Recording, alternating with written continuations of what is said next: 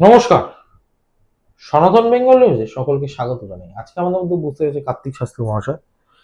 তো কার্তিক বাবু, আজকালকার দিনে যেটা দেখা যাচ্ছে, ধরুন অনেকে কেউ বাইক অ্যাক্সিডেন্ট করেছে, নতুন বাইক কিনেছে, নতুন অ্যাক্সিডেন্ট করেছে, আঙুল ভেঙেছে হয়তো বা মাইনার ইনজুরি হয়েছে, কিন্তু বাইকের প্রচুর ক্ষতি হয়েছে।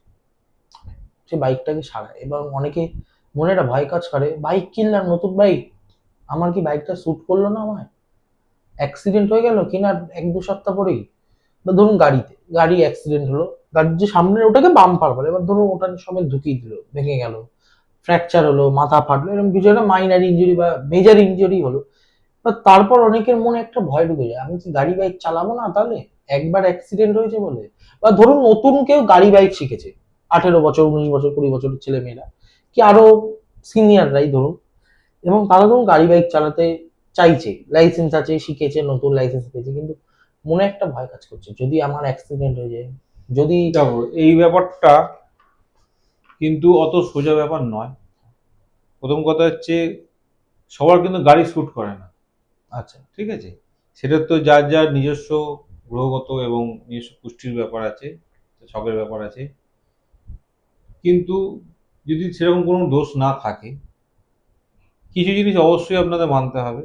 যারা টু হুইলার চালাচ্ছেন, হেলমেটটা অবশ্যই পরবেন, অবশ্যই। ট্রাফিক আইন মেনে চলবেন। যারা 4 চাকা চালাচ্ছেন, তারা সিট সিট বেল্ট বেল্টটা পরবেন। অবশ্যই ইউজ করবেন এবং ট্রাফিক নিয়মগুলো মেনে চলবেন। তার সঙ্গে একটি মন্ত্র বলছি, যখনই আপনার গাড়ি স্টার্ট করবেন তার আগে ওম হনুমন্তে নমঃ। আবার এটা কি বলছি, গাড়ি বাইক দুটোরই ক্ষেত্রে? হ্যাঁ হ্যাঁ, দুটোরই আচ্ছা। ক্ষেত্রে ওম হনুমন্তে নমঃ এই মন্ত্রটি 28 বার জপ করে তারপর আপনার গাড়ি চালান। দেখবেন এই ব্যাপারগুলো অনেকটা উপশমিত হচ্ছে। আপনারা চালানোর সময় যে একটা ভীতি ভাব কাজ করে, সেগুলো কমে যাবে এবং অহেতুক অ্যাক্সিডেন্ট বা অহেতুক কোনো রকম ঝঞ্ঝাট এর থেকে অনেকটা মুক্তি পাবেন। অশেষ ধন্যবাদ। এবং চোখ রাখুন এরকম নতুন নতুন ভিডিওর জন্য, নতুন নতুন খবরের জন্য সনাতন বেঙ্গল নিউজ। নমস্কার।